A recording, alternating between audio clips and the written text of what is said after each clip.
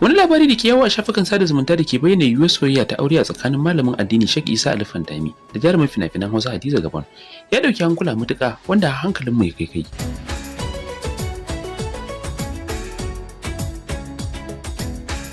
Tabbas labarin ya karaɗe shafukan sada zumunta inda ake tafada maganganu marasa daɗi ga jarumar. Domin a inda labarin ya zo ya Salamu alaikum.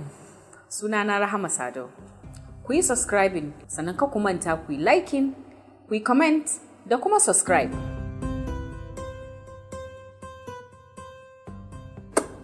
Ni ce taku.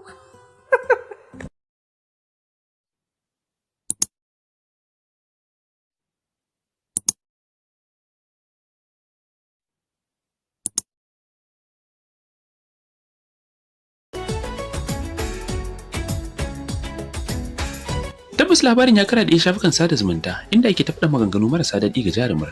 Domin a inda labarin ya zo ya bayyana cewa an yi hira da jarumar ta bayyana cewa tana da burin auren namiji mai ilimin addini da na zamani irin shehin malamin. Inda zai kara da cewa jarumar ta ce inda malamin zai mata ta yin soyayyarsa da gaggawa za ta amince.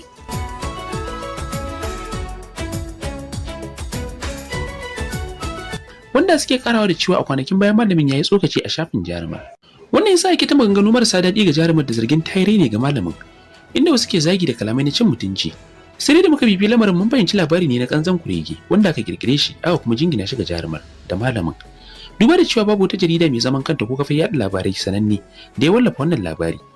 Haka zalika masu wallafa labarin ba su bayyana da wace jarida ko kafin yaɗa labarai jarumar ta hira ba. Babu kuma wata shaida da tunan jarumar ta wallafa wani abu mai kama da haka a shafinta.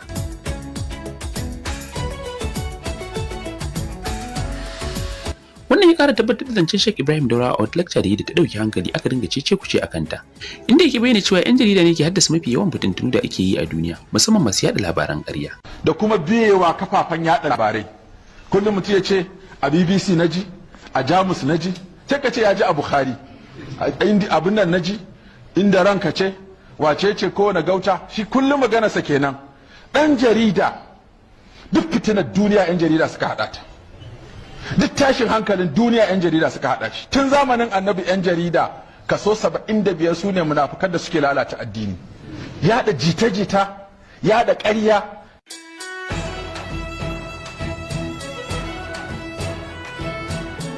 Da wanda muke kira ga duk wanda ya ga wannan labari ya sani labari ne na shaci faɗi. Jarumar ba ta yi wannan furici ba.